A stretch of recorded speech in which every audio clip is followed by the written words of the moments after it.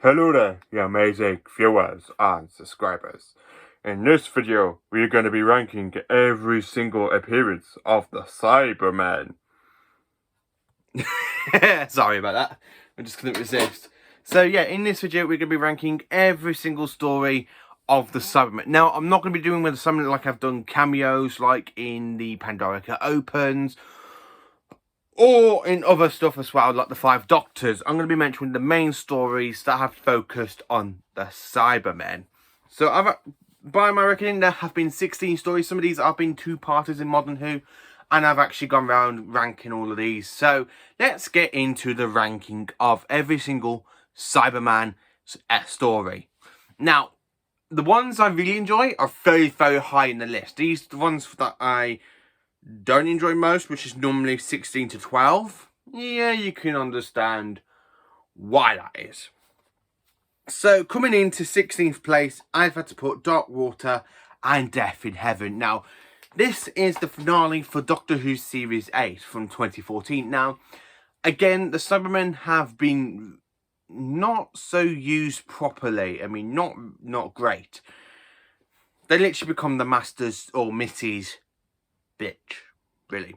That's the way the Cybermen become, because they don't really do much, because apart from you got that revival and the Doctor going, like, I suppose you got stairs, well, at least I'm not a Dalek. And then when she goes out running and you got the Cybermen coming out, and it all just to be an army for the Doctor. What a waste of Cybermen that was. Yeah, that's the reason why I don't like Dark Water and Death in Heaven, because the plot makes no sense. You got all that fantastic build up in Dark Water, and then in Death in Heaven you got that big massive letdown that they all just for an army for the Doctor. 15, Nightmare in Silver, Matt Smith's episode with the Cybermen, and this is the ones that we are introduced to the kind of Moffat era Cybermen. And this one was actually supposed to be written as a two-part story, but because Stephen Moffat turned around to the writer, which is Neil Gaiman, if I said that right, but hopefully I have said that right, he actually wrote this to be a two-part, because this was supposed to be the finale for Series 7, but because Stephen Moffat was already writing the Name of the Doctor, Day of the Doctor, and Time of the Doctor as a trilogy, he actually told Neil to cut the two parts down into one story, which is why it doesn't make sense, most of it. It just doesn't lead into nothing. I just feel like the Cybermen are a waste. If this was the finale for Series 7, I would have loved this a lot more. But I just think because Neil had to cram it all down into one episode when he actually made it into a two-part story, that's the problem. You can't do a lot of stuff by cramming it all into one episode. Writers have tried it in the past and stuff, but it hasn't even worked out. This is one of the reasons why it hasn't worked out. 14, The Next Doctor, written by Russell T Davies. Now, this is the Cybermen when I really think they don't get treated as well, because the Cybermen in Victoria, London, you could have done absolutely anything with them apart from going around converting like animals into the Cyber Shears, kidnapping children to make a Cyber King. Yeah, the Cybermen could have done so much more in this century, but they don't really do nothing about it at all, apart from making Miss Hartigan become the king of the Cybermen, the Cyber King. And well, the Cybermen don't really do much, because after when the Doctor breaks the cyber network from Miss Hartigan, she's there screaming because she saw what the Cybermen have done, and then she literally screams that much, the Cybermen end up being destroyed. This story makes absolutely no plot, because if the Cybermen have landed in Victorian London, they would have converted most of it by now, because they have got technology from the future and you're back in the past. They could have done so much more with this story than what they actually did. 13 is Revenge of the Cybermen. Tom Baker's only story of the Cybermen, and I like it for what it is. Don't get me wrong, you go back to Never Beacon, you got the Cybermen coming back, you got all that fantastic build up, and you got a Cyberman being like sassy when he's like putting his hands on the ribs and like on his ribs and stuff, and he's talking. Again, I do like what they're trying to do. They want to come and destroy Voga and stuff, but I think it's it hasn't really gone down well in Doctor Who history, but I enjoy it for what it is. 12, Army of Ghosts, and of course Doomsday. Now the Cybermen are travelling from the parallel universe into our universe by using the Void, which is where the enemy of the Doctor, aka the Daleks, were hiding as well. Because this story is a Cyberman and Dalek story, but the Cybermen are like the main focus until the Daleks come in at the end of Army of Ghosts, and then you have that epic battle between the Cybermen and the Daleks. But again, you have that build up, and then you just got that. I really don't like the way you have the relationship between Ten and Rose, because this is the episode where Rose gets trapped on a parallel universe. Well, should I say story? And then she goes, "I love you," and he goes, "This is my last chance at Rose Tyler." Why did they have to do that? You had such a fantastic story with the Cybermen and the Daleks, and then you go straight into that lovey dovey crappy stuff. Well, I'm getting off that subject. But the reason it is in, as I say, it's in 12th place is just because you've got the Cybermen travelling from a parallel universe using the Void where the Daleks were hiding, and then you've got the 10th Doctor like going, and you lot ride the Void, or like that, ride the Void. Look, they got Void stuff. The only one that hasn't is your mother. I do like Tennant when he does that, but again, I really think the kind of lovey-dovey stuff that we have between Ten and Rose ruins Doomsday. Not Army of Ghosts, because Army of Ghosts I think is perfect, because you have that such fantastic build-up with the ghosts, and then when they're turning to be Cybermen, you see them going around killing people, and then you just go, ay, ay, ay, ay, ay. That lovey-dovey stuff at the end of it. 11th place, Silver Nemesis. Now, this is the 7th Doctor that battles against Cybermen for the Silver Nemesis, which is another Time Lord weapon. So the kind of plot follows, remembers the Daleks a little bit, but you have Nazis in it. You have this I can't remember her name. These two people from Earth's past, 18-something, and they travel into 1988 so they can get their hands on the Silver Nemesis. And you end up basically going, oh dear. The Cybermen don't end up well, because the Silver Nemesis destroys the Cyber Fleet. And of course you do have that epic bit with Ace with the slingshot where she fires gold into the Cyber chess units. 10. Now we're going into the top 10 ones. So in 10th place it is got to be World Enough and Time and the Doctor Falls. Again, the Master is a big part of this story, same with Missy, but I just love this story because we haven't got one version of the Cybermen, we've got 3 versions of the Cybermen, which I absolutely love, because when you see the return of the Mondasian Cybermen, I'm like, the Mondasian Cybermen are back. I really love the design of the Mondasian Cybermen. They did used to creep me out when I first watched the 10th Planet. And then of course we have the RTD ones, and then the Moffat ones, and then you kind of miss the evolution of them from going from 10th Planet, which we see in this story, and then you miss the Moonbase / Tomb, Wheel, Invasion, Revenge, Earthshock, and then Silver Nemesis. You miss that evolution by just having the 10th Planet ones, and then you go straight to RTD and Moffat. I really would have loved to see more versions of the Cybermen. Imagine seeing stuff like the Cybermen from the Tomb of the Cybermen and the Moonbase, and even the Earthshock ones. I would have loved to have seen them. That would be a great step in the evolution of the Cybermen to show in that episode.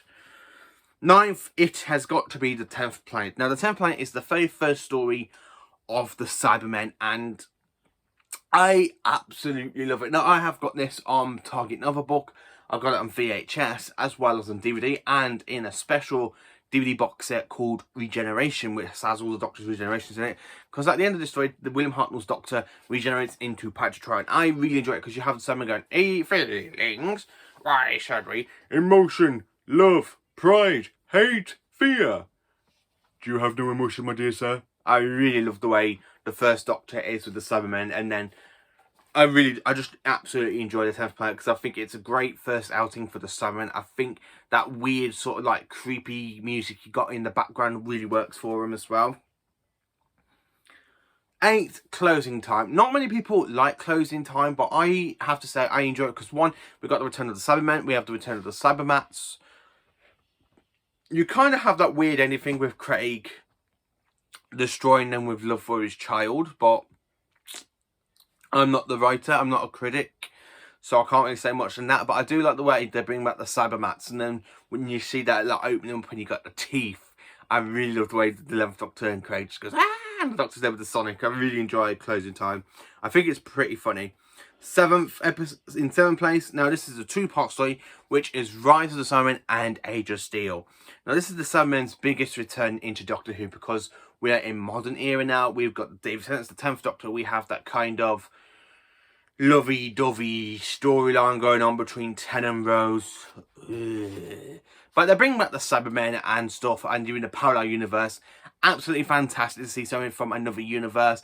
And you have John Lune. These Cybermen are created by Cyber Industries, made by John Lunick. These Cybermen, I have to say, I like it, because in the end you have that kind of metal feat going on. These are the ones that, in Doctor Who, we have met 2 versions of the Cybermen. We've got the ones from Mondas, which is the ones we see through all the classic Who, and I think we see them return in the Matt Smith era, Peter Capaldi, and of course Jodie Whittaker, where you get to the ones that the 10th Doctor encountered in all of his stories, like Rise of the Cybermen, Age of Steel, Army Ghost, Doomsday, and of course the next Doctor. These ones are from the parallel universe. So I don't really think Matt Smith's Doctor ever encountered these Cybermen from the parallel universe, apart from the Pandora Cat opens. And Closing Time. Yeah, I really think at the end, like Matt Smith's run, you get the return of the Mondasian Cybermen, not the ones from parallel universe. I really like the Mondasian Cybermen, but these ones I do enjoy, because especially when you see John Luke become the Cyber Controller, where you kind of got the whole bit with the Cybermen, and then you got the kind of like silvery grey eyes, and then you see John Luke's brain in the like in a plastic casing of the Cyber Controller. I absolutely love that design. 6th place, it is of course Attack of the Cybermen, my favourite Colleen Baker story. I really enjoy Attack of the Cybermen. I like the way it's like a sequel and a prequel, because it's a sequel to the Tomb of the Cybermen and the Invasion, and it's a prequel to the 10th Planet, because this is a year before the 10th Planet, and the Cybermen want to stop Mondas from being destroyed in the story by using a time machine and trying to get hold of the Doctor's TARDIS as well. They want to stop Mondas from being destroyed, but they are stopped by the 6th Doctor, and history carries on as well. I really enjoy Attack of the Cybermen. I like the return of the Cyber Controller as well. Now into the top 5 of this ranking list. So in 5th place, it is of course the Moon Base. I absolutely love the Moon Base. Now, episode 1 and 4 have been animated for this. It's either 1 and 4 or 1 and 3. I know episode 1 was animated. Yeah, I think it's 1 and 3, sorry. I love the way the animation builds up with the Cybermen. I think it's a great animation story. I like the fact that we finally got it animated. I like the way you have Jamie going, "It's the Pied Piper," like that. I just absolutely love the Moon Base. I think it's a great base on Just story, and plus you get Troughton giving that fantastic line. "There are some corners of the universe that have bred most terrible things. Things that act in everything that we don't believe in. They must be fought. There's sugar, I presume, perhaps." I just absolutely like the way Troughton nails the Doctor, and he comes across the Cybermen for the 2nd time in the Doctor's life. 4th place, it is of course the Tomb of the Cybermen. Now this one, we are on Teros. We are absolutely fantastic in the story, because we meet the Cyber Controller for the very first time. We actually have that epic like scenes when the Cybermen are climbing out of the tombs. Absolutely fantastic stuff in the Tomb of the Cybermen. I just think it's one of the best Troughton stories out there. Not many people like this story, and I don't get why, because you do have the music helping it. You've got the Cybermen being creepy. When they literally you got the Cybermen picking up Turbo Man and throwing him, and they want to convert him into Cyberman. It's just an absolutely great Cyberman story. I do enjoy Tomb of the Cybermen. 3rd place, it is Associate of the Cybermen. Now this story is from Series 12. This is the only Jodie Whittaker story I absolutely love with the Cybermen, because she's only got 2. But I think the Cybermen become more like toys to the Master in the Timeless Children. That's one of the problems I have with the Timeless Children, because I really think the Cybermen, you have all that build up with the Cybermen, then at the end of this episode you have the Master, and then of course you find out the Doctor being the Timeless Child, but the Cybermen don't really do much, and then they kind of have our the lone Cybermen end up being shrunk down by the Master.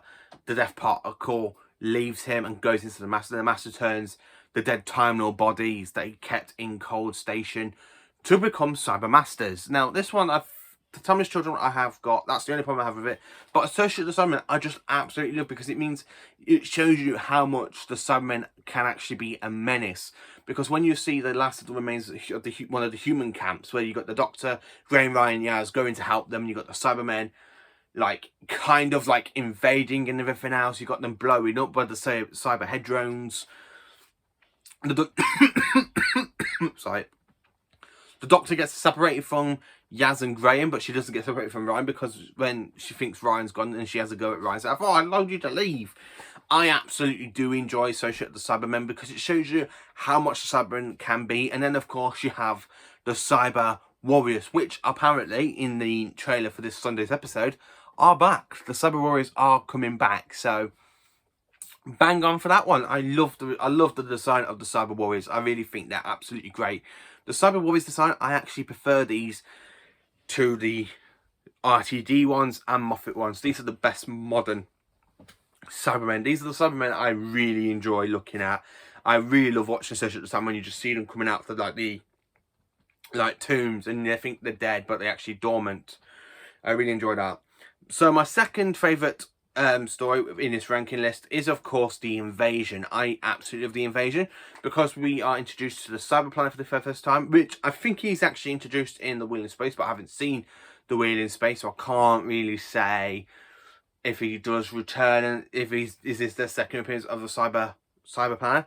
I like Thorn. I think he's a great, interesting villain. And then when you have that epic scene of the Cybermen coming out of the sewers and everything else, and you've got that really kind of great, creepy music for them, absolutely love it. And then when you have the Cybermen literally coming out and they shoot Thorn while he's on top of the building, and the Doctor's just there, and you see him and he goes, like that, and he's like jumping around trying to stop the Cybermen from shooting him, and you've got the Cybermen, it's just like an epic scene. And then, of course, when Unit turn up, and then you have that woman going to the Doctor, and he's like this, going, oh, let me just sort my hair out. Just do it, yeah, that's it. I love the way Troughton does that. And number one, the all-time favourite Cybermen in this ranking story of the Cybermen has got to be Earthshock. I love Earthshock. I really think this is treated really, really well, because the Cybermen come back with a bang after 8 years away off the screen, and the Cybermen just come back absolutely epic and stuff. And then you just have that epic of the Cybermen in part one, where you got the androids like going around shooting the Doctor, Tegan and Nyssa in the cave, Adric's there, and then you have the Cybermen going, destroy them at once. And then, of course, at part two, when they realise that when they see the TARDIS, they go, wait a minute, I know that object. And he says, a TARDIS, a Time Lord, they are forbidden to interfere. This one calls himself the Doctor, and he does nothing else but interfere. And then you have William Hartnell's Doctor going, emotion, love, pride, hate, fear.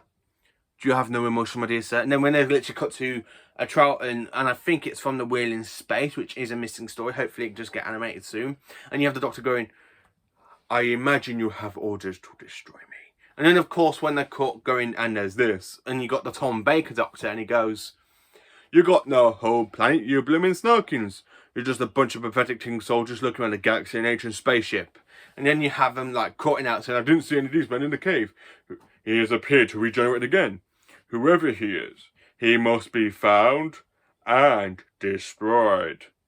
Do-do-do. I just absolutely love that show. And then, of course, you have him confront the Doctor, goes, my army awakes, Doctor. And then, of course, when you get to part four, you have the Cybermen take that in the TARDIS of the Doctor, and the Doctor's there talking, and they're going, you lie, Doctor. Not at all. You've lost. The Earth is safe. I love the way the Cyber Leader is amazing in this story. I like the return of the Cybermen, because when you see the Cybermen literally smashing out of those like tomb things, and then you've got that kind of going, that creepy music going doo doo doo, and you got like the really creepy sort of music going on, Earthshock, and then you just have the solo leader going, "My army awakes, Doctor." So this is how I rank every single Cyberman story, from least to my all-time favourite, which is Earthshock. How do you rank every single Cyberman story? Let me know in the comments. Please do like, subscribe and share, and join me for more Doctor Who content videos soon. Have a great day. Or should I say, have an excellent day.